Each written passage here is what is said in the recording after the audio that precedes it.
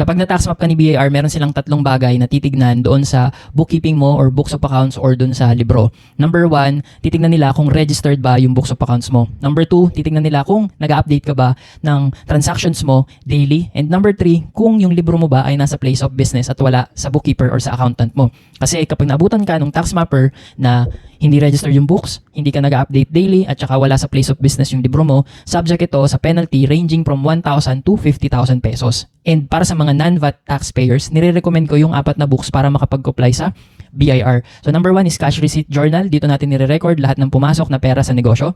Number 2, cash disbursement journal. Dito natin nire-record lahat ng pera na lumabas sa negosyo. And number 3, general journal. Dito naman natin nilalagay yung mga transactions na hindi natin mailagay sa cash receipt at saka cash disbursement.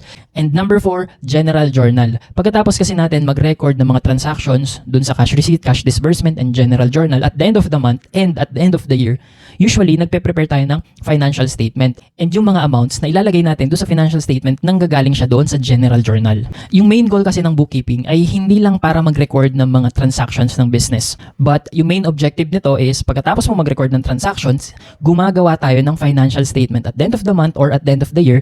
Basically, kaya ka nagbo-bookkeeping hindi lang para makapag-comply kay BIR at hindi kanya ma-penalty, but most importantly, para makagawa ka ng financial statement. Ano ba yung may tutulong ng financial statement dun sa negosyo mo? Kapag meron kang financial statement, meron kang basis kung kumikita or nalulugi ba yung negosyo mo. Yung mga business decisions mo on how you can make your business more profitable, mas magiging tama na siya kasi meron kang basis na numbers na galing sa financial statement.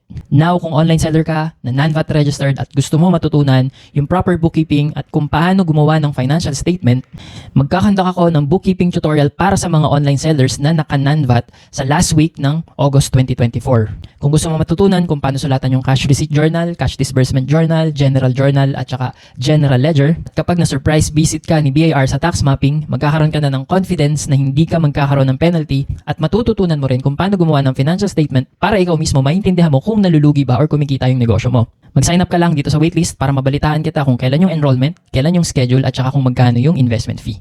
Limited slot lang to kasi alam ko maraming interested sa inyo na matutunan ng bookkeeping and pag-prepare ng financial statement. And gusto ko na maging part ka ng pag-create ng beta bookkeeping course ko.